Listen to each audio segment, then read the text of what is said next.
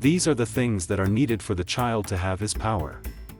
Because when the Dajjal comes out, do you know that there are going to be thousands of ulama of this ummah that will actually follow him? Two categories are mentioned: scholars of this religion, Islam, are going to follow him, and women of this religion. Inside these women, in their numbers, will follow him, and there will be a large section of the followers. They will follow him. Look, there are two things about the Dajjal. There's the Dajjalic system, and then there's the actual Dajjal. So if anyone tells you the whole thing is just a system, it's not. It's a system, yes, but it's also the actual Dajjal. The question is, has the Dajjal already come out? Because you get two different narrations. You get two different types of narrations, and the way the scholars have combined them is that the Dajjal is alive and is already trapped, or the Dajjal will be born after 30 years to parents who will not have children. But he is going to be a very strange-looking human being. And what happens is, before the Dajjal comes, this entire system that supports whatever the Dajjal is going to have. Now, I don't know whether the technological advancements we've got are going to be at the hands of the Dajjal or whether the Dajjal will have other types of powers. But it looks like the technological world we're going through, that all those devices are going to be the Dajjals. There's going to be some serious advancement in science. The Dajjal will claim to be God, but the people who will say that he's God most likely are those people who believe in the advancement and development they've made as a human race on this earth. Now, there are two categories who said, look, listen carefully, okay? Some have said we're going to go back to the days of horses and carts because every description given is actually either of a horse or a donkey, or he talked about the sword, and so on. So some say that we're going to go back to that. Others say no. Others say that the whole, like for example, when Rasulullah said that the Dajjal is going to ride a donkey and the donkey's ears are going to be really large and long, and between one end of the ear to another end of one ear is going to be 40 cubits. And that seems more like a jet. So they've said these are metaphors. He never actually meant the donkey because when he's talking to his people, how is he supposed to say a plane? How is he supposed to say a jet? How are you supposed to say that?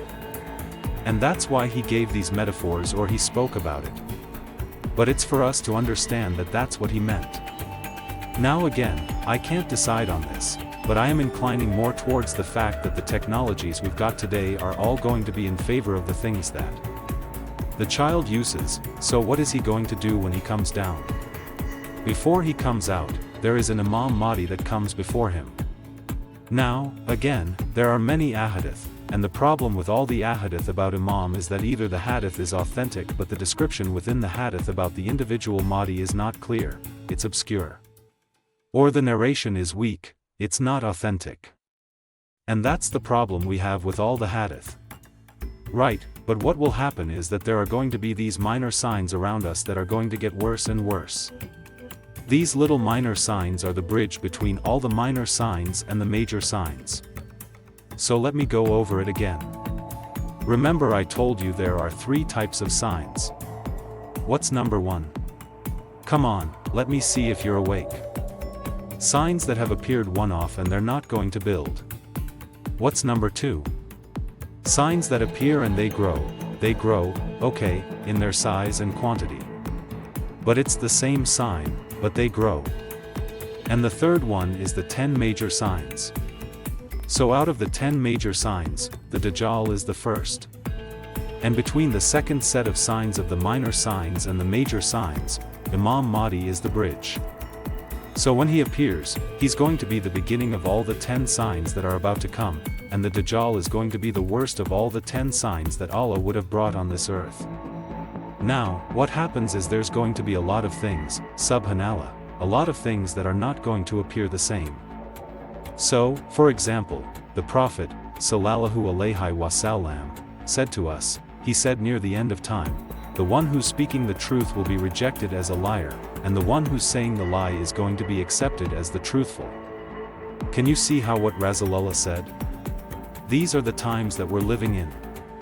Prophet, things that you were accustomed to for all the millennia of human history are about to take a turn. The Prophet, sallallahu alaihi wasallam, talked about children that are going to be filled with rage. He said the rain is going to be acidic, and the children will be filled with rage. Now you take that recipe away, you put it in your life, because before the child comes, the kids are going to be raised. In fact, the Dajjal is going to be a youngster. The hadith says shab, it says a young man. Now, what shab is in Arabic is someone between the age of 12 and 25. Most likely, the Dajjal is going to be someone that is going to be just under the age of 25 or something. He's going to be a young man, and he's going to have a great influence. This description is clear in the hadith where his right eye is blind, but it's swollen like a grape that has gone off. His left eye is defective, but he sees through that, okay? On his forehead is, but only the believers see it. Only the believers will see it. We don't know how, but only the believers see it.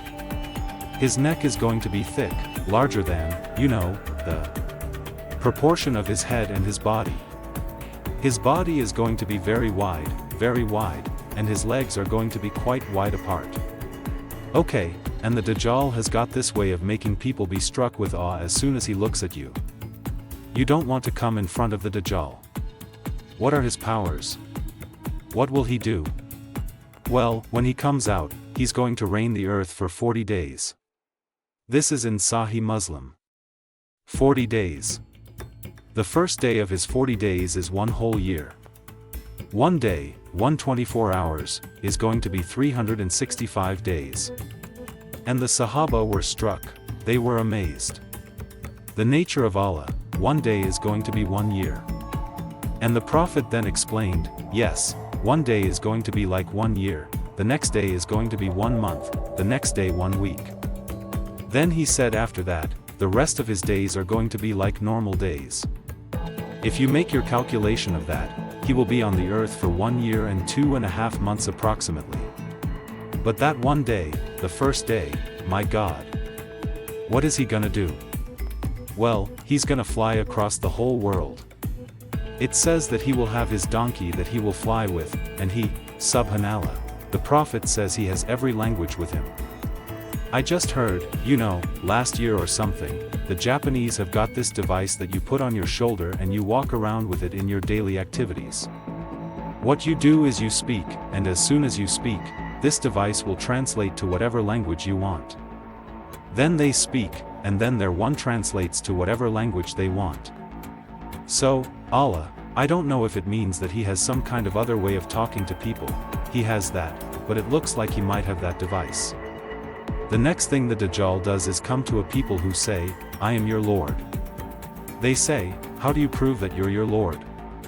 He says, okay, I will make the rain stop. If you want to make the sun come out because the clouds are gone, or if he wants to make the sun never shine over it because the clouds are going to be there, okay, he can do that. Now, if you look at modern technology, there's cloud seeding that some countries use. You send a jet with certain chemicals into the air, and they send these chemicals out, and you can create clouds. That is already out. The Dajjal will then tell those people that he is their Lord, and people will be so dumbed down that they're going to believe in him as an actual God. They'll take him as a God. The Dajjal then, one of his powers, is that he's able to cut a man in half, and the two pieces fall down to two sides because he will say to them, do you believe me? I'm your Lord. And it says that, believe in the Lord who said, what's the proof? He says, how about if I was to cut you in half and then join you back again? And he'll have a whole crowd of people, so he said, go ahead then. So he points at him and he cuts him in half. Two halves fall aside, and the Jordan walks between the two halves, comes back again, then points back at it, and the two halves join again. The man starts laughing. Wow. Do you know that they've got right now technology with a laser that can actually cut a limb without having any blood pouring out? Do you know that this is going 20 years back? They've already made a laser that can cut off sound in a room. It's already available. So if you're in a nightclub with a lot of sound, high sound, and you want to have a table here that you and your friends can speak in silence, with just you two there, you can have that laser that beams around you. What it does is it cuts off all the sound, the nightclub sound, you're talking about the... Do you know that they've got right now technology with a laser that can actually cut a limb without having any blood pouring out? Do you know that this is going 20 years back? They've already made a laser that can cut off sound in a room. It's already available. So if you're in a nightclub with a lot of sound, high sound, and you want to have a table here that you and your friends can speak in silence, with just you two there, you can have that laser that beams around you. What it does is it cuts off all the sound, the nightclub sound, you're talking about the music that is at high decibel. It cuts it all out, and you can have a nice conversation. Now, I don't know again if he's going to have all that at his hands, but you can see where this is going. He comes to a better win and he says, "You're going to believe me, I'm your Lord." And he says, "Why should I believe you? You're my Lord. Tell me how." "Why?" He says, "How about if I was to bring your parents back alive?" He says, "Seriously, it's okay." He says, "Bring them alive." Who would not want their parents to be alive? So he goes to that grave. The job goes to his grave, and then seemingly he brings his parents back up from their grave. They say to their child, "Oh child, believe him, he is God." Now, explain this, he said there will be two devils that will take the appearance of his parents. So his real parents are dead, but two devils have taken the appearance of two humans exactly like his parents. The devils speak out, and the person believes it is his parents, and therefore he believes. There's going to be a lot of trickery he will use. In fact, he's named the Dajjal, which means the one who is a master at lying and a master at trickery. He will fool people. When he walks, he will have two rivers with him. Now, we haven't got anything to understand this right now, but very soon, I'm sure in a few decades' time, whenever the time is going to come, we're going to see. We can understand how this is going to happen. He's going to have with him fire, and he's going to have with him water. But Rasulullah said his fire is water, and his water is fire. So he will tell people, "Look, jump into the water. Don't jump into the fire." Our Prophet, sallallahu alaihi wasallam, tells us if you ever see the Dajjal with his fire and water, he said, go and jump into the fire because his fire is going to be cool water. And how many of us, now this is a serious question, am I going to be ready to jump into real fire that's blazing hot? Am I seriously going to jump in there with Iman and say, my Prophet Allah told me that this is going to be? Am I going to be doing that? This is a serious question because people are not prepared for this unless you have Iman. So he comes his first day, which is 1 year. He goes around pretty much the whole world. He can't enter Mecca or Medina. Some narrations say some include that, but many hadith mention that there are angels guarding those cities. He can't enter, but he will come to the outskirts of Medina. It's even pointed out that in the outskirts of Medina, there's going to be a white palace. He said a white building. Do you know right now that the current side of the government is building a palace in the exact spot that the Dajjal is going to come to? He's going to stand there and look at Medina and say, you know the white city? If you look from that spot towards Medina Munawwara, with all the lights at night time, it actually looks like a white city. So he comes and stops. He's not able to enter Mecca or Medina, but he's going to go pretty much around the world. What he does is he says, you believe me as a god. If you don't believe in him, fine. He's going to cut off your supplies of food, grain, whatever it is. He's going to completely destroy all your crops so that you basically can't grow anything. He's going to have that technology. Do you know right now that there's a movement to try and only give you a seed to grow things once? If that is a fully fledged system and if that comes into his hands, he has the way to say that you can't have food for the rest of the year. Now you've got a whole year to live. The Sahaba were struck by this admission of Allah. How do we survive without food for a year? This is a serious question. Will you seriously say no food for 1 year?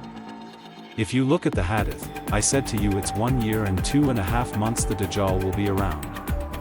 So are you ready to survive without any food for 1 year and 2.5 months? The Sahaba said, how do we survive? And the Prophet said a beautiful thing which we need to do a lot right now, guys. This is the only way you're going to survive through the times that we're living in. He said, your food that day will be at the spear. He said, your food that day is going to be, Subhanallah, your food that day is going to be remembering Allah. And if you don't believe in Him, He's going to punish you. The punishment, like I said, is one of the worst and most evil awaited things. When he comes around, the Dajjal will have a large following, and he will mesmerize the world with his power. What are we supposed to do if the Dajjal comes? The Prophet, sallallahu alaihi wasallam, gave us our protection and told us in one narration, it says, whoever recites on Friday to another fighter, you're gonna get a lot of light. Many ahadith say that it's the first 10 ayats of Surah Al-Kahf or the last 10 ayats of Surah Al-Kahf. Some have said both, and whichever it is, it doesn't matter. One narration says if you memorize the last 10 ayats, you're safe from the Dajjal. In another narration, it says if you see the Dajjal, then straight away read the first 10 ayats of Surah Al-Kahf and you'll be protected.